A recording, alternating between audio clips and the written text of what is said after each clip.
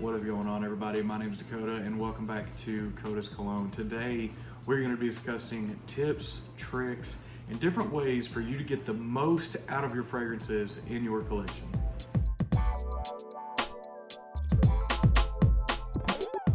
So this was actually a requested video of someone wanting me to discuss maybe like a spray routine, best ways to get the most out of fragrances, and different things that I do that sometimes will help get the most out of a fragrance. So I figured I would go ahead and make this into a video because there is a lot of information out there that can help you get the absolute most out of your fragrance. And sometimes it can be a little overwhelming as to what may work, what don't work, and pretty much everything in between that. So we're just gonna go ahead and get straight into what I think is arguably the most important thing to your fragrance game, and that is wash your ass, take a shower. It does not matter what kind of fragrance you have. If you're not clean, if you don't wash, it doesn't really matter. Even if you can't take a full shower, even if you just can get the hot spots, that will still go a tremendous way in the fragrance game. If you got on 10 sprays of Dior Sauvage Eau de Teint, it's not gonna smell good. Nobody's gonna like that. There is not a fragrance in the world that will mask BO, sweat, just natural body odors. And I'm not body shaming anybody for having some strong odors, because I kind of fall in that game. I have to shower regularly. I'm not somebody that can do that every other shower kind of thing. I need to shower regularly. For one, to get some of the oils and stuff off my skin from the fragrances. That's just the way it played out. Sometimes people just need to take those daily showers. So that is the most important thing to me. That is going to be the number one focus, is the best way to get your fragrance game to the top tier.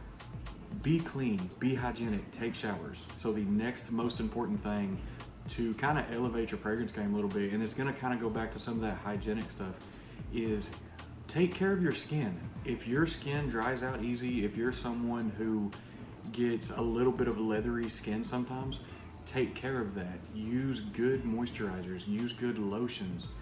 Obviously, I prefer non-scented lotions. I'm someone who uses lotions myself. And it doesn't have to be anything crazy. It doesn't have to be anything fancy. I use the cheap $4 or $5 lotion from Walmart, and it works great. You don't have, it's not something that you have to do religiously, but just a few times a week, especially where you tend to spray the most, which I'm going to be going over that in a minute as well.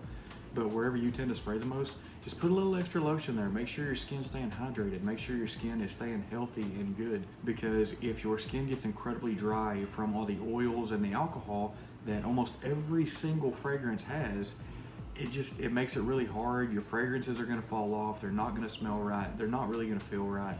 And it just kind of makes it difficult to really have like a top tier fragrance if your skin itself is what it's fighting. So that goes back to another one of just take care of your skin, moisturize. Some people even take, I think it's called biotin. I think it's something that I looked into at one point in time. I guess biotin helps your skin stay healthy, stay natural, and stuff like that. So if that's something that you need to get into, by all means do it. So the third thing on the list that will help your fragrance game a little bit is having a good spray routine. And what a spray routine normally consists of is where and how many and stuff like that you like to have on your body. Now, obviously, certain fragrances kind of dictate how many sprays you may wear, but typically, and I've spoke about it on the channel, I like to be somewhere in that 6 to 7 spray range for most fragrances. And honestly, I start my day out with 6, pretty much with every fragrance. I will always hit the inside of the wrist, the back side of the hand here, and the same as on this hand, I'll hit the inside of the wrist, back side of the hand. And then I don't like having any fragrance, especially around my beard, because my beard will hold a scent. I don't like having any fragrance pretty much from here to about where my mic is. I prefer to keep it back here because that's gonna get it up, that's gonna give you a sillage trail, and the fragrances that's on your hand or your wrist will kind of give you a little bit of that projection as well. And when you pair those two together, you wind up with about 6 sprays. You'll end up with one behind here, kind of in the neck, in this area. If you're someone who wears short sleeves a lot, maybe do here and then even up in here, because hot spots on your body is what's going to get that fragrance up. It's what's going to get it moving around. And typically the hot spots that are kind of open-ended to most people in short sleeve shirts, you're going to have your crease of your arms, you're going to have your wrist. I personally really like the back of the hand, because that, for some reason, and it might not be for everyone's skin, but for some reason the back of the hand on my skin tends to be a really, really good spot that the fragrance will hold on to. And if you're someone who has to wear long sleeve shirts all the time, then you back of the hand, wrist, and still pretty much the constant, and the constant of where I spray is here and here. If I only had to pick one place to spray, I would probably pick somewhere either on the back of my neck or or underneath my ear back here. Those are going to be like the two main spots, because if you only have one place and you still spray here, moving around, you can still get whiffs of yourself throughout the day. Now, if it's a weak fragrance, or if it's a freshie, or if it's something that is very, very mass appealing that sometimes doesn't have the best performance, you can get away with a little bit of extra sprays. But my personal opinion on that one is I would wait and refresh about halfway through the day on that. That way you're not going to overkill the fragrance, you're not going to be cloying to those around you. And doing something like that, if you have that availability, really tends to work out well, and it kind of helps get a little bit extra performance and a little bit extra longevity out of that fragrance. So that is going to get us into our fourth little tip for this one, and that is going to be knowing your fragrance. So I work in a very open area where there is a lot of air, there's a lot of movement, and there's a lot of different smells where I work as well. So I can spray pretty much 6 sprays of any fragrance and I'm gonna be okay. I'm not gonna be cloying, it's not gonna be too much, it's not gonna be too loud. If you're someone that maybe works in an office setting or in a very tight confined space, that 6 spray range may not work for you. So that's where it's important to know what fragrance you're wearing. So I'll use Sauvage Elixir. That is infamously known for being a just powerhouse for fragrance. If you're going to be someone that's in like an office setting or somewhere that's in a confined space or tight space or something like that, yeah, go ahead and adjust that down to about 4 sprays, maybe even 3. Only because if you're someone that's that close, if you have a fragrance that is just that stout, that can easily be overbearing on some people. It can overload their senses. It can be cloying, a million other things that could cause that fragrance to just be too much. But vice versa, we'll go with Versace Eau Fraiche, because that one's kind of notorious as being one of the cleanest, safest fragrances ever. So if you use a fragrance like that, you could put 6, 7 sprays, maybe even 8 of that, and it's going to be loud. But because it's going to be so soft, it's going to be subtle, it's not going to be something that's going to be cloying. It does have a little bit of a naturalness to it.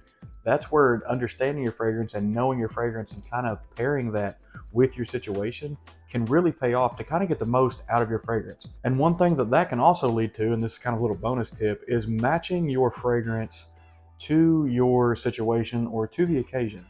If it's an office setting, if it's somewhere that's tight, or if it's somewhere that's tight confined space, kind of build a fragrance collection around what you're going to be doing the most of.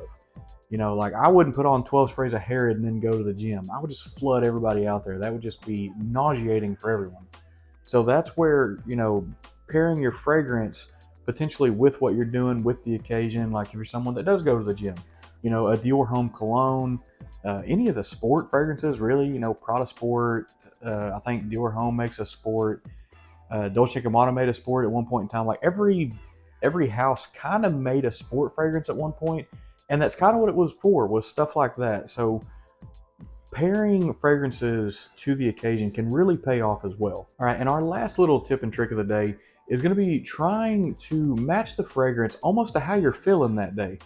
If it's one of those days where you're just kind of lounging around, you're really not wanting to do much, wear a fragrance that's going to be relaxing, that's going to just be a good vibe for the day. Don't try to force something that, especially if you don't really like it. And what I mean by that is if you're going to be, say, going to the grocery store and you're just a white tee and gym shorts, putting on 6 sprays of YSL Tuxedo or Dior Home Intense or something like that may be a little much. Kind of match the fragrance a little bit to how the day's being built around.